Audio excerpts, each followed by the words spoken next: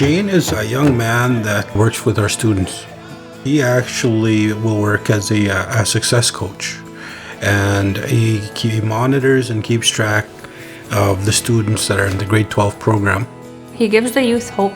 He teaches them values and culture that they don't have, and he teaches them to be respectful, shows them there's more to life than what they're seeing right now.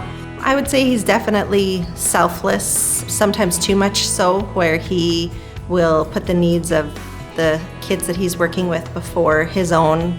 Shane is an Indigenous warrior. He works very, very hard to be an advocate for Indigenous students who have had the least amount of support, who need the most help. He's really determined to help these kids with what's going on in our communities. He's lived the life the kids are living, so he knows how they feel and what they need. He does everything for them, not for himself, and the kids see that. Shane provides a space for them where they can be alcohol-free, where they are safe. We wouldn't be where we are as a school division without his work. I've been through many difficulties growing up, and many traumas and addictions. I'm a recovering addict and alcoholic. I started abusing drugs and alcohol at a very young age. I'm a suicide survivor, sexual abuse survivor. My grandmother, my great-grandmother, and my mother were the ones who raised me, and they gave me that motherly love. They showed me to be kind and to not to judge someone because of their differences or their race or their religion, and that everyone is equal.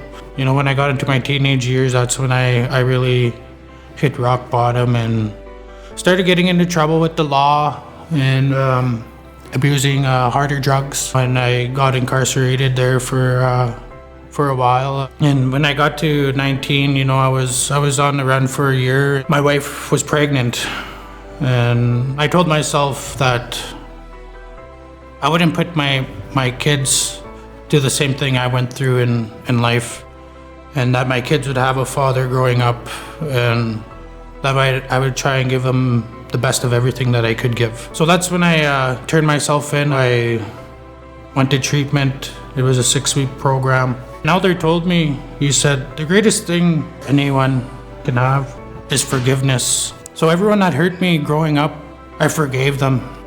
Then I moved on. I came back to my community a new man. Young people need to see that there's people in our communities that care for them. I do everything for the kids. I volunteer my time, weekends after school, just to see them succeed in life. The programming that I do are based on culture and traditions. It's a youth-led movement that we created for the kids. So all their ideas and everything that they want to do, it comes from them. We do drumming. I help out with wrestling. We're just starting traditional dancing.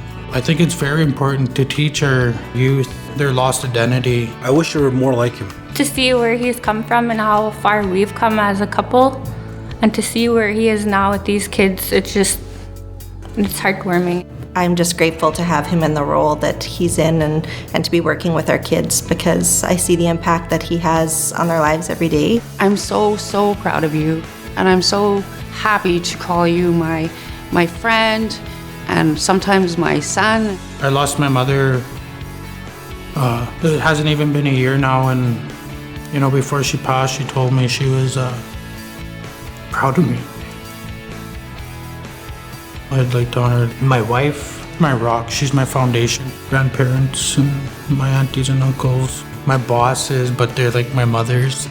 My family from Stanley Mission, my drumming crew that come in and volunteer their time, they should be honored too. My auntie and uncle Bev and Phil, who adopted me into their family. I'd also like to honor the people that are my family today, my new family, my brothers and sisters.